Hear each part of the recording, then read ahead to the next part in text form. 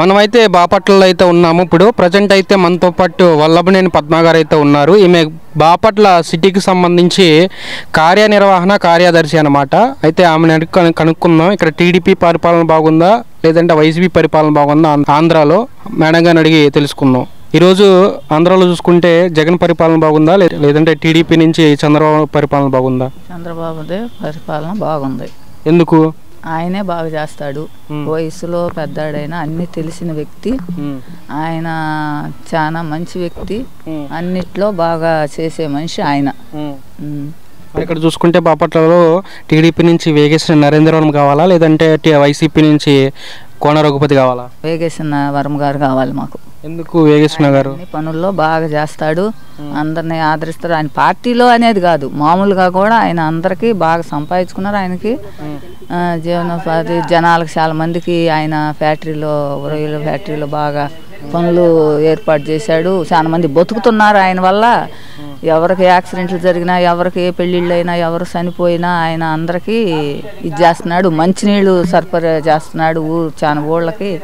ఆయన అన్ని మంచి పనులే చేస్తున్నాడు. మాకు ఆయన చేస్తాడని మాకు నమ్మకము. ఆయన గెలిపించుకోవాలి, చంద్రబాబు నాయుడు రావాలి. మరి ఇక్కడ ఎంత మెజార్టీతో గెలవచ్చు వేగేసిన నరేంద్రవర్మ గారు? ఆయన అంటే నాకు మామూలు చదువుకోలేదు, చాలా దాంతో గెలుస్తాడు, పక్కాగా గెలుస్తాడు ఆయన. మరి గెలిపించుకుంటారా అందరూ? అంటే ఏ గ్రామం? మాది బాపట్ల, అటు పిట్లవారిపాలెం, చాలా ఊళ్ళు ఉన్నాయి కదా, కాజీపాలెం, అన్ని ఊళ్ళు, పర్చూరు, అన్నిట్లో ఆయన గెలుస్తాడు ఇక్కడ మట్టుకి. ఆయన గెలుస్తాడని మాకు నమ్మకం. గెలుస్తాడు. జగన్ వస్తే మట్టుకి మళ్ళీ మేము చెంగులు నెత్తునేసుకొని ఏటన్నా ఊరు బయటకు వెళ్ళిపోవాల్సిందే. ఈ ఊళ్ళో ఉండలేము జగన్ వస్తే.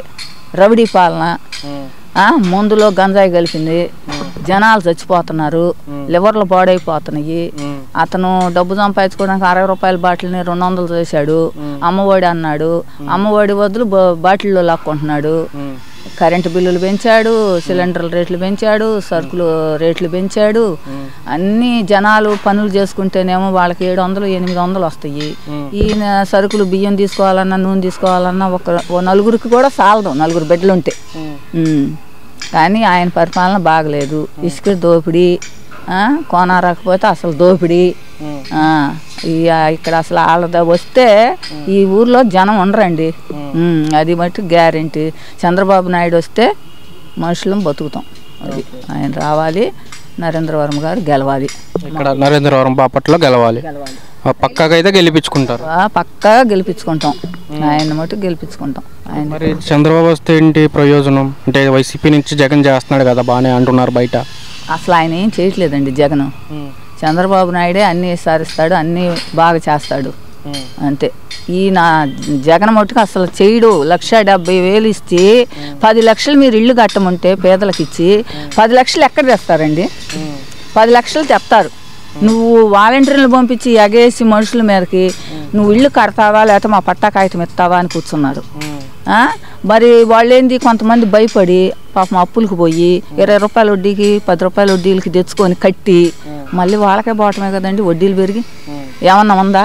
సరే 1,70,000 నువ్వేమన్నా వేసావా? 60,000 ఒకసారి వేసావు, 38,000 ఒకసారి వేసావు. అది పూర్తిగా కూడా చేయలేదు నువ్వు. విడతలని చంద్రబాబు నాయుడు ఉన్నప్పుడు ఒకేసారి 4,000 ఇస్తా అన్నాడు ఎదవరాళ్ళకి కానీ ఎవరికైనా. ఈయన వచ్చి విడతలు ఇచ్చాడు. అవి మళ్ళీ కరెక్ట్ టయానికి కూడా రాట్లా డబ్బులు.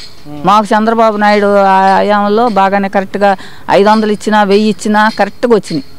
ఈ సరుకులు కూడా మరి ఇప్పుడు పండగలు వస్తే నిత్య సరుకులు ఇస్తారు. బెల్లం అంటే, కందిపప్పు అంటే, మినపప్పు అంటే అలాంటివి ఇస్తారు వాళ్ళు. అవి కూడా ఇవ్వాల జగన్ వచ్చినాక. చంద్రబాబు నాయుడు ఉండగా అన్నీ పంపించేవాడు ప్రతి పండగకి. ఆయన అన్నీ బాగా చేశాడండి. ఒకటే మాట చెప్పాలంటే చంద్రబాబు నాయుడు చేసినట్టు ఎవరు చెయ్యరు. అది జగన్ వస్తే మట్టుకు ఈసారి ఉండరు, దేశం వదిలి వెళ్ళిపోతారు. చూశారు కదా, వల్లభనేని పద్మ గారు ఒకటే అంటున్నారు, జగన్ వస్తే మాత్రం ఈసారి పక్క రాష్ట్రాలకి పక్క దేశాలకు వలసపోవడం ఖాయం. చంద్రబాబు వస్తేనే రాష్ట్ర పరిపాలన బాగుంటుంది. ఇక్కడ బాపట్లలో వేగేసిన నరేంద్రవర్మ గారు వస్తేనే జనాలు మంచిగా అభివృద్ధి అయితే చెందుతారు, వేగేసిన వర్మ గారే వస్తారని చెప్పేసి మేడం గారు అయితే చెప్పడం జరుగుతుంది. మరొక ఇంటర్వ్యూలో అయితే మళ్ళీ కలుద్దాం. అంతవరకు సెలవు, నమస్కారం.